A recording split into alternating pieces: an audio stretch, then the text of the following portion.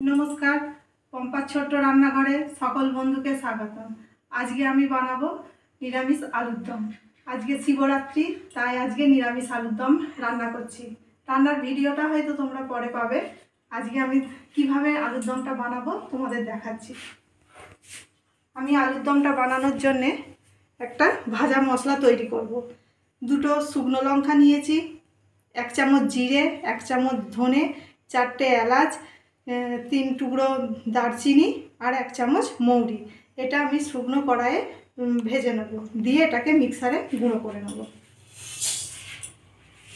কড়াই আমি গরম আছে, কড়াইটাতে আমি 3 চামচ মতো সরষের তেল দিয়ে দিলাম। এটা আমি সরষের তেলে করব, তোমরা চাইলে সাদা তেলে করতে পারো।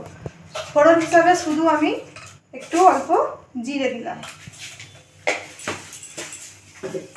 তেলটা আমার হয়ে গেছে, এতে আলুগুলো আমি দিয়ে লাল লাল করে ভেজে নেব। লাল লাল করে ভেজে আমি আবার তোমাদের দেখাচ্ছি। খুব লাল করব না, আলুটা আমার ভাজা হয়ে গেছে। এর মধ্যে সামান্য 2 চামচ মতো আদা বাটা দিলাম, আর দেব স্বাদ অনুপাতে নুন, 1 চামচ কাশ্মীরি লঙ্কার গুঁড়ো, 1 চামচ হলুদ গুঁড়ো আর স্বাদ অনুযায়ী চিনি।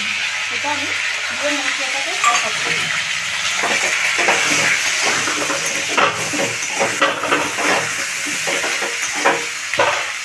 আর দিয়ে মশলাটা ভাজা মশলাটা আমি যে ভাজা মশলাটা গুঁড়িয়ে রেখেছি এটাতে 1 চামচ আমি এখন দেব।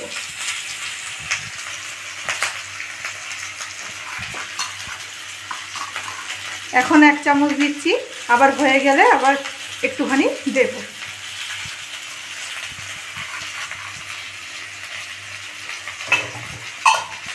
মশলাটা কষিয়ে নিয়ে জল দিয়ে আমি একটু ঢাকা দিয়ে দেবো।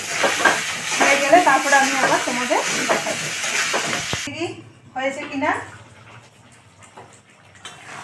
হ্যাঁ, আমার আলুর দমটা হয়ে গেছে।